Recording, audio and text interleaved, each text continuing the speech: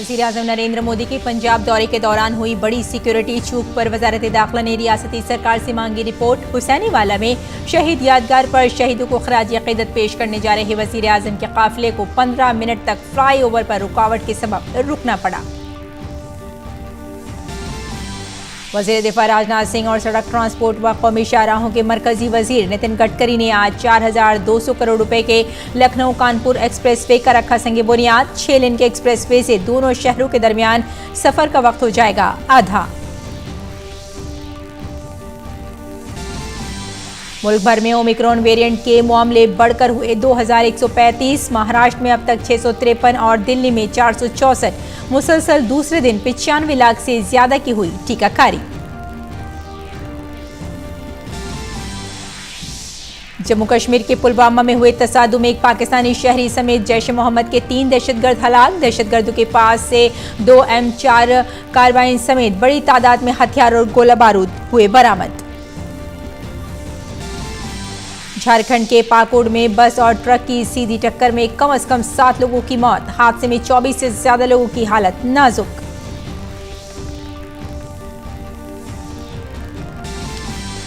और भारत व जनूबी अफ्रीका के दरमियान जोहान्सबर्ग में खेला जा रहा है दूसरा टेस्ट। हुआ दिलचस्प, टीम इंडिया ने 240 रन की हासिल की बढ़तरी। भारत के शार्दुल ठाकुर ने 61 रन देकर लिए 4 विकेट। आदाब नाज़रीन, खबरनामे में आपका इस्तकबाल है। मैं हूं आपके साथ रेशमा फारूकी। पंजाब के फिरोजपुर जिले में हुसैनीवाला के पास वज़ीर-ए-आज़म नरेंद्र मोदी के काफिले में सिक्योरिटी में कोताही हुई है। वज़ीर-ए-आज़म का काफिला 15 से 20 मिनट तक फ्लाईओवर पर फंसा रहा। वज़ीर-ए-आज़म फिरोजपुर में कई तरक्याती मंसूबों का संग बुनियाद रखने वाले थे।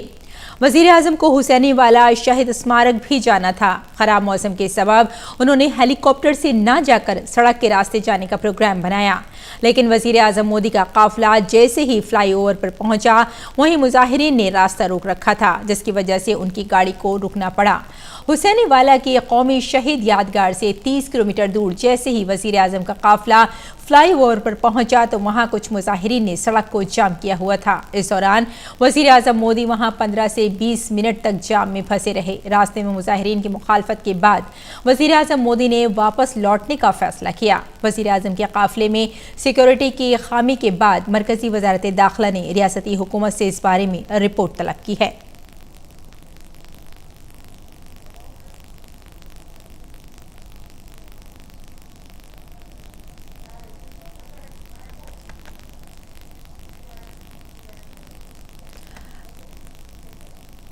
और आइए इस बारे में मरकजी वज़ीर स्मृति ईरानी का रिएक्शन जानते हैं कि वो क्या कहना चाहती हैं। हमने बार बार कहा, नफरत मोदी से कांग्रेस को है, हिसाब हिंदुस्तान से और हिंदुस्तान के प्रधानमंत्री से ना कीजिए। पंजाब सरकार को, कांग्रेस को आज जवाब देना होगा। प्रधानमंत्री किस रूट से एक स्थल पर पहुंचते हैं, उस पूरे रूट की सुरक्षा का प्रबंध और कोई भी गतिरोध नहीं है, ऐसा आश्वासन पंजाब पुलिस ने प्रधानमंत्री जी के सुरक्षा दस्ते को दिया। क्या जानबूझकर प्रधानमंत्री जी के सुरक्षा दस्ते को झूठ बोला गया? प्रश्न 2, प्रधानमंत्री जी के पूरे कैवलकेड को जब रोकने का प्रयास हुआ, 20 मिनट तक जब उनकी सुरक्षा भंग की गई, जिन लोगों ने प्रधानमंत्री की सुरक्षा को भंग किया, उन लोगों को प्रधानमंत्री की गाड़ी के पास तक, उस स्थल तक किसने और कैसे पहुंचाया? और बीजेपी के रियासती सदर अश्वनी शर्मा ने पंजाब में कांग्रेस हुकूमत पर जमहूरियत का कत्ल करने का इल्जाम लगाया। उन्होंने फिरोजपुर की रैली में इल्जाम लगाया कि हुकूमत और पुलिस ने मिलकर बीजेपी के कारकुनान के साथ बदसलूकी की है और बीजेपी के कारकुनान की आमदोरफ्त में रुकावटें डाली हैं। उन्होंने कहा कि उनके पास सबूत हैं और जल्द ही मीडिया में वो शेयर भी करेंगे।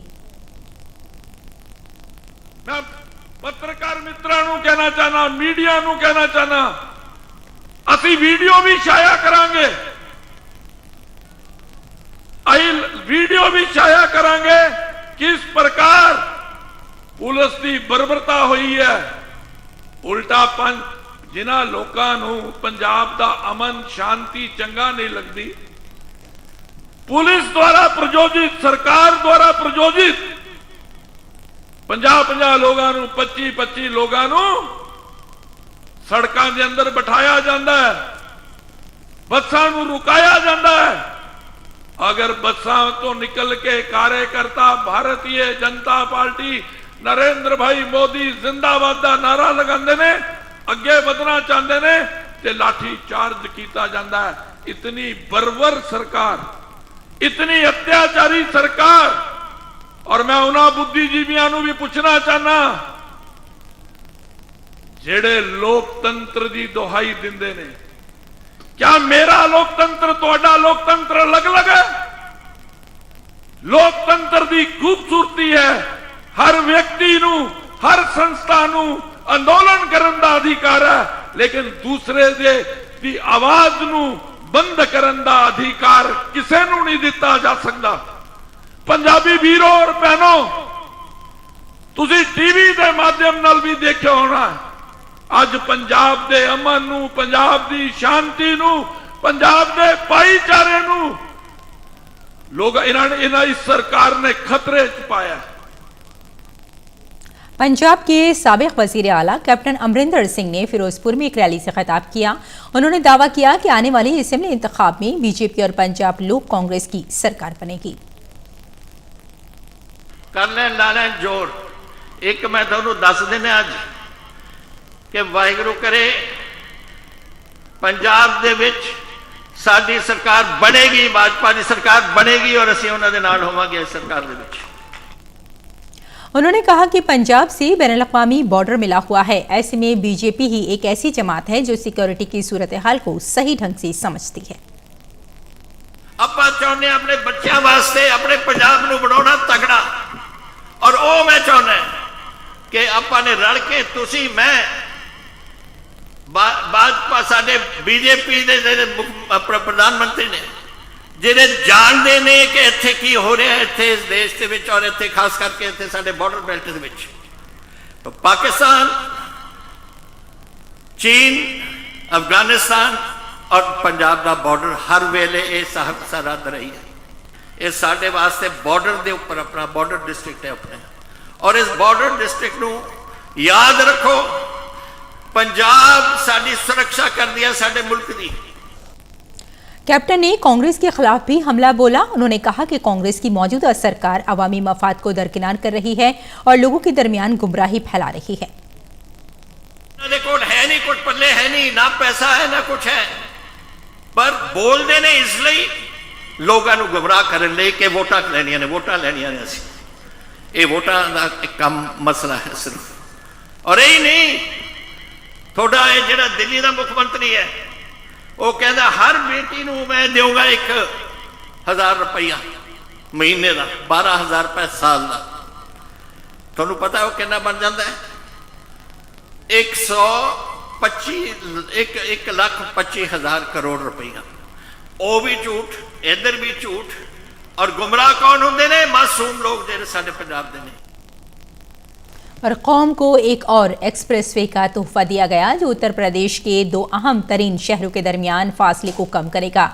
मरकजी वजीर दिफा राजनाथ सिंह और सड़क ट्रांसपोर्ट के मरकजी वजीर नितिन गडकरी ने 5 जनवरी को लखनऊ कानपुर एक्सप्रेसवे का संग बुनियाद रखा। लखनऊ कानपुर एक्सप्रेसवे की खासियत यह है कि इसमें 3D automated machine guidance technology का इस्तेमाल किया जाएगा। दरहकीकत ये मुल्क का पहला एक्सप्रेसवे होगा जो हाईवे की तरक्की के लिए 3D AMG टेक्नोलॉजी का इस्तेमाल करेगा। लखनऊ कानपुर एक्सप्रेसवे की तामीर 2023 तक मुकम्मल करने का हदफ मुकर्रर किया गया है। प्रोग्राम के बाद अपने खिताब में वजीर आला योगी ने कहा कि 22,000 करोड़ के मंसूबों का संग बुनियाद रखने और इफ्तिताह के साथ ही लखनऊ के मज़ाफ़ाती इलाकों की मजमूई तरक्की हो सकेगी। उन्होंने कहा कि आज उत्तर प्रदेश की मईशत तेज़ी से तरक्की की राह पर गामज़न है और अमन व अमान की वजह से तमाम काम आसानी से हो रहे हैं। वजीर आला ने कहा कि तरक्की की वजह से रियासत में सरमायाकारी की रफ्तार में भी इजाफा हुआ है। कि जो प्रदेश 2017 के पहले दंगाग्रस्त प्रदेश माना जाता था, अपराधग्रस्त प्रदेश माना जाता था, जिस प्रदेश में विकास की कोई सोच नहीं, इस प्रकार की एक मानसिकता न केवल प्रदेश के अंदर बन गई थी, बल्कि इसे यहां के लोगों ने अपनी नियति मान करके पलायन करना प्रारंभ कर दिया था और देश और दुनिया की धारणा बन गई थी कि उत्तर प्रदेश में कोई विकास नहीं हो सकता है। वही प्रदेश आज देश और दुनिया के अंदर न केवल कानून व्यवस्था की एक अच्छी नजीर बना हुआ है, बल्कि निवेश के बेहतरीन नए आयाम स्थापित करते हुए देश के अंदर निवेश का सबसे अच्छा गंतव्य भी बन गया है। वजीर आला ने कहा कि रियासत में बड़े पैमाने पर शाहराहों की तामीर हो रही है। कई शहरों में आज 4 लेन और 6 लेन की तामीर जारी है, जिससे फासले में कमी आई है और सफर भी आसान हुआ है। योगी आदित्यनाथ ने कहा कि यूपी में डबल इंजन की सरकार डबल रफ्तार से आगे बढ़ रही है। 2017 के पहले गोंडा से बलरामपुर और तुलसीपुर पहुंचने में मुझे 4 घंटे लगते थे और आज मात्र 45 मिनट में हम लोग गोंडा से बलरामपुर होते हुए तुलसीपुर तक जा सकते हैं, मात्र 45 मिनट में। यह उत्तर प्रदेश की बदलती हुई तस्वीर है, जो न केवल इंफ्रास्ट्रक्चर डेवलपमेंट के माध्यम से हम सबको देखने को मिल रहा है, बल्कि इसके माध्यम से विकास की एक नई कहानी कहने के लिए उत्तर प्रदेश उतावला दिखाई देता है और इस विकास से जुड़ा हुआ है हमारे युवाओं का भविष्य। और मरकजी वजीर नितिन गडकरी ने लखनऊ के ट्रैफिक को रफ्तार देने की गरज से 4 मंसूबों की सौगात राजधानी को दी है। अमोसी मेट्रो स्टेशन के करीब मुनक़िदा प्रोग्राम में Munshi Pulia flyover, IIM Tiraha flyover और लखनऊ हरदोई हाईवे के तोसी का काम संग बुनियाद रखा गया। इस प्रोग्राम में वजीर आला योगी आदित्यनाथ, वजीर दिफा राजनाथ सिंह और सड़क ट्रांसपोर्ट के वजीर नितिन गडकरी मौजूद थे। गडकरी ने कहा कि रियासत में सड़कों का जाल बिछाया जा रहा है। आने वाले 6 महीनों में पूरी रियासत में 32,000 करोड़ के मंसूबे शुरू किए जाएंगे। उन्होंने गोरखपुर से सिलीगुड़ी तक 519 किलोमीटर तवील एक्सप्रेसवे का ऐलान किया। उत्तर प्रदेश योगी जी के नेतृत्व में हिंदुस्तान के नंबर 5 राज्यों में प्रगतिशील, समृद्ध, संपन्न राज्य बनेगा और ये बनाने की ताकत केवल भारतीय जनता पार्टी में है। मोदी जी के नेतृत्व में हमने देश की तस्वीर को बदल दिया है और जैसे मैंने पिछले बार कहा था कि आप विश्वास रखिए, अभी केवल 3 लाख करोड़ रुपए हमने दिए हैं। ये तो ट्रेलर था, असली फिल्म शुरू होना बाकी है। अगले 5 साल में 5 लाख करोड़ हम उत्तर प्रदेश में रोड बनाने के लिए देंगे और उत्तर प्रदेश का रोड इंफ्रास्ट्रक्चर अमेरिका के बराबर होगा। उन्होंने कहा कि अगर यूपी की तरक्की कोई कर सकता है तो वो है बीजेपी। रैली से खिताब करते हुए नितिन गडकरी ने कहा कि अगले 5 वर्षों में उत्तर प्रदेश में सड़कों का जाल बिछ जाएगा, जिस पर 5 लाख करोड़ से ज्यादा का खर्च आएगा। इस देश के विकास के लिए 4 बातें बहुत जरूरी है। अगर उद्योग और खेती का विकास करना है तो हमें 4 बातें आवश्यक है, उसके सिवा किसी भी राज्य प्रगति और विकास की ओर नहीं जा सकता। वो 4 बातें हैं पानी, बिजली, यातायात यानी रोड की व्यवस्था और टेलीकम्युनिकेशन की व्यवस्था। और इसीलिए आज उत्तर प्रदेश बदल रहा है। मैं योगी जी को विश्वास देना चाहता हूं कि उत्तर प्रदेश में हम 7 green field express highway, axis control express highway बना रहे हैं, जिसकी घोषणा मैं कर रहा हूं। गोरखपुर से सिलगुड़ी तक पश्चिम बंगाल के एक green field axis control express highway की मैं घोषणा कर रहा हूं, जो गोरखपुर बाईपास से बिहार होकर सिलगुड़ी तक जाएगा। 519 किलोमीटर लंबा green field express control highway और जिसकी कीमत 32,000 करोड़ रुपए होगी। और अब बात ओमिक्रॉन की। मुल्क भर में ओमिक्रॉन के अब तक कुल 2135 मामले सामने आए हैं। सेहत की वजारत के ताज़ा आदतशुमार के मुताबिक इनमें से 828 अफराद इलाज के बाद ठीक हो चुके हैं। ओमिक्रॉन के सबसे ज्यादा 653 मामले महाराष्ट्र में सामने आए हैं। केरल में ओमिक्रॉन से 185 अफराद मुतासिर हुए हैं। वहीं राजस्थान में 174, गुजरात में 154 और तमिलनाडु में 121 मामले सामने आए हैं।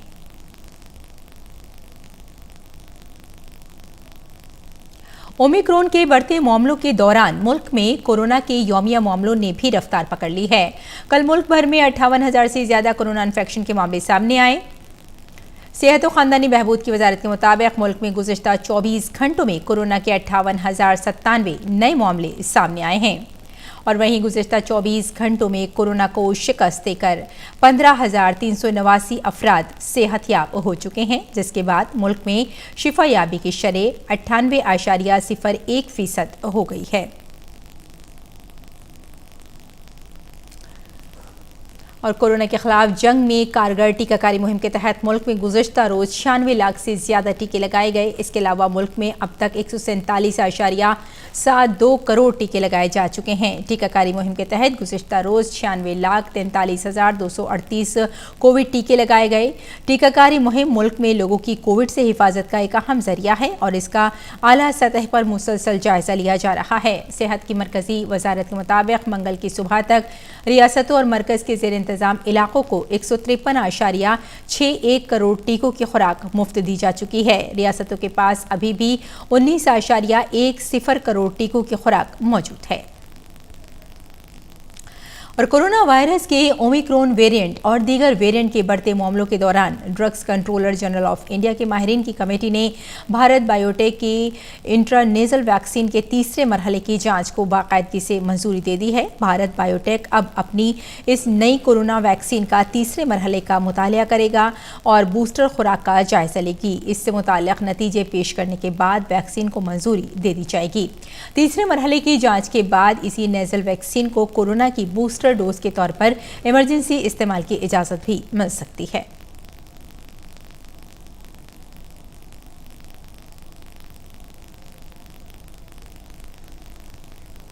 और मुल्क में 15 से 18 बरस की उम्र के लड़के और लड़कियों के लिए जारी टीकाकारी मुहिम का आज तीसरा दिन है। 15 से 18 साल की उम्र के 9 उम्रों में अब तक 85 लाख से ज्यादा टीकाकारी हो चुकी है। टीकाकारी के लिए 99 लाख से ज्यादा 9 उम्रों ने अपना रजिस्ट्रेशन कराया है। कल 37 लाख से ज्यादा की टीकाकारी हो चुकी है।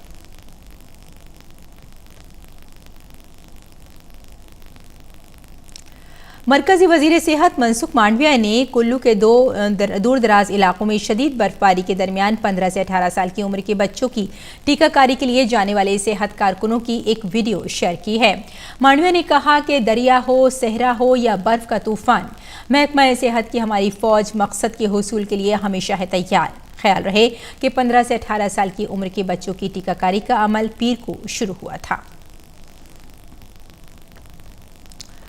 वजारत सेहत ने कोरोना की हल्की और बगैर अलामत वाले मरीजों के लिए होम आइसोलेशन के लिए नई हिदायत जारी की हैं। ऐसे मरीजों को कुनबे के दीगर अफराद से अलग रहने का मशवरा दिया गया है। मरीजों को हमेशा सतही मेडिकल मास्क पहनने के लिए भी कहा गया है।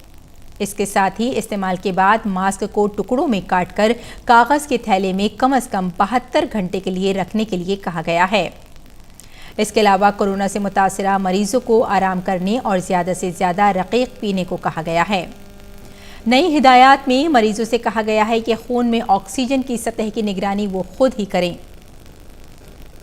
इसके अलावा वजारत सेहत ने ऐसे मरीजों की देखभाल करने वालों के लिए रहनुमा खतूत भी जारी किए हैं। और कोरोना के बढ़ते मामलों के पेश नज़र कर्नाटक हुकूमत ने विधान सौध यानी असेंबली और रियासती सेक्रेटरीट की इमारत में आम लोगों के दाखिले पर फौरी तौर पर पाबंदी आयद कर दी है। असेंबली और सेक्रेटरीट में काम करने वाले मुलाजमीन के लिए कोरोना वैक्सीन की 2 खुराकों का सर्टिफिकेट दिखाना लाजमी होगा।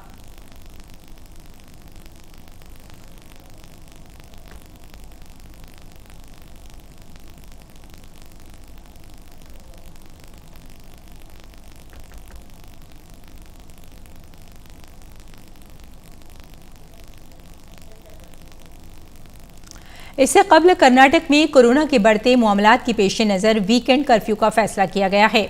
हफ्ते के आखिर में जुमे की रात 10 बजे से पीर की सुबह 5 बजे तक आइंदा 2 हफ्तों के लिए कर्फ्यू नाफिज किया जाएगा। रात का कर्फ्यू भी रात 10 बजे से सुबह 5 बजे तक जारी रहेगा। Pub, club, restaurant, bar, hotel, cinema hall, theatre, auditorium 50% की गुंजाइश के साथ खुलेंगे।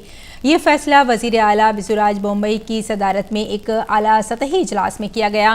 कर्नाटक के वजीर आर अशोक ने कहा कि अगले 2 हफ्तों तक बेंगलुरु में 10वीं और 12वीं क्लासों को छोड़कर तमाम जमातों के स्कूल बंद रहेंगे। रियासती वजीर सेहत डॉक्टर के सुधाकर ने कहा कि कोविड-19 की पहली लहर में इन्फेक्शन की शरह बिलतरतीब 15 दिन में दोगुनी होती थी और दूसरी लहर में इन्फेक्शन की शरह 8 से 10 दिन में दोगुनी हो जाती थी, लेकिन अब ये 1 से 2 दिन में ही दोगुनी हो जाती है। उन्होंने कहा कि हमें मोहतात रहने की जरूरत है। कर्नाटक के वजीर ने बताया कि मंगल के रोज 149 अफराद कोरोना के नए वेरिएंट से मुतासिर हुए हैं। रियासत में अब तक 226 अफराद इस वेरिएंट से मुतासिर हो चुके हैं।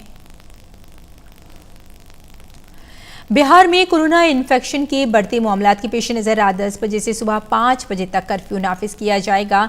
कर्फ्यू कल से शुरू होगा और 21 जनवरी तक नाफिज रहेगा। इस मुद्दत के दौरान ज़रूरी सरगर्मियों को छोड़कर बाकी चीज़ें बंद रहेंगी। ये फैसला डिज़ास्टर मैनेजमेंट टीम ने कल वज़ीर आला नीतीश कुमार की सदारत में की गई मीटिंग में लिया था। नई हिदायत के मुताबिक जिम, पार्क, मॉल, मजहबी मकामात, सिनेमा हॉल, स्विमिंग पूल और स्टेडियम आइंदा अहकामात तक बंद रहेंगे। तमाम दुकानें और तिजारती इदारे रात 8 बजे तक खुले रहेंगे। 8वीं जमात तक के तमाम स्कूल 21 जनवरी तक बंद रहेंगे। इस दौरान क्लासें ऑनलाइन चलेंगी। 9वीं से 12वीं तक की क्लासें 50% सलाहियत के साथ चलेंगी। सरकारी और निजी दफातर 50% हाजिरी के साथ खुलेंगे।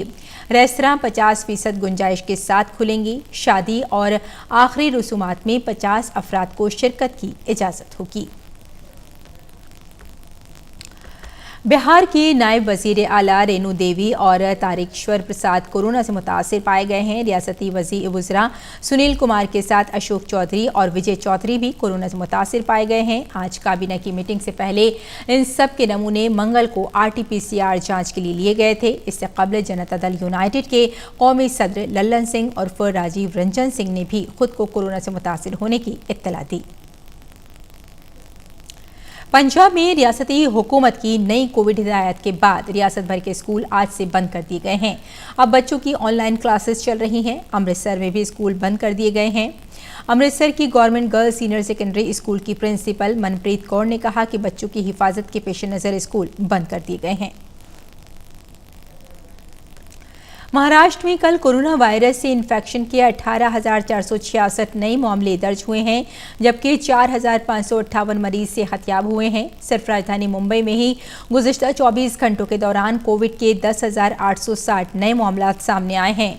नीज 2 लोगों की मौत हुई है। अब मुंबई में मजमूई तौर पर एक्टिव मामला 47,476 हो गए हैं, जबकि महाराष्ट्र में एक्टिव मरीजों की कुल तादाद 66,308 हो गई है। रियासत में कोरोना वायरस के नए वेरिएंट के 75 नए केसेस दर्ज हुए हैं, जिनमें मुंबई के 40 केसेस भी शामिल हैं। काबिल जिक्र है कि रियासत में अब तक ओमिक्रॉन के मजमूई तौर पर 653 केसेस दर्ज हुए हैं। और जम्मू कश्मीर के पुलवामा ज़िले में आज सुबह सलामती दस्तों के साथ तसादुम में 3 दहशतगर्द मारे गए। तीनों दहशतगर्दों का ताल्लुक जैश-ए-मोहम्मद से था और इनमें एक पाकिस्तानी शहरी भी था। जाए वक़ू पर असला और गोला बारूद समेत 2 M4 कार्बाइन और एक AK सीरीज़ की राइफल भी बरामद की गई है। पुलवामा ज़िले के चंदगाम इलाके में दहशतगर्दों की मौजूदगी से मुताल्लिक़ खुफिया इत्तलात की बुनियाद पर पुलिस और सिक्योरिटी फोर्सेस ने मुहासरे और तलाशी की कार्रवाई शुरू कर दी है। इस दौरान वहाँ छिपे हुए दहशतगर्दों ने फायरिंग शुरू कर दी। जवाबी कार्रवाई में सलामती दस्तों ने गोलियां चलाते हुए 3 दहशतगर्दों को हलाक कर दिया। फिलहाल हिफाजती दस्तों ने पूरे इलाके का मुहासरा कर लिया है। जनूबी कश्मीर में पीर के बाद ये दूसरा तसादुम था। झारखंड के पाकुड़ में बस और ट्रक के दरमियान बराह रास्त तसादुम में कम से कम 7 अफराद हलाक और 24 से ज़ायद जख्मी हो गए, जिनकी हालत भी नाजुक है। अमरपाड़ा थाना इलाके के पडरकोला गांव में गैस सिलेंडर से लदा एक बेकाबू ट्रक बस से टकरा गया। तसादुम इतना जोरदार था कि दोनों गाड़ियों को बुरी तरह नुकसान पहुंचा। मरने वालों में ज्यादातर बस में सवार मुसाफिर थे। तसादुम की आवाज़ सुनकर आसपास के लोग मौके पर पहुंच गए और पुलिस को इत्तला दी। पुलिस मौके पर पहुंच गई है। मुकामी लोग भी राहत और बचाव के कामों में मसरूफ हैं। वो पुलिस की मदद भी कर रहे हैं। जख्मियों को अस्पताल भेज दिया गया है। हादसे में जाँ बहक होने वालों की शिनाख्त की जा रही है। तो नाज़रीन, खबरनामे में फ़िलहाल इतना ही। इजाज़त दें। आदाब।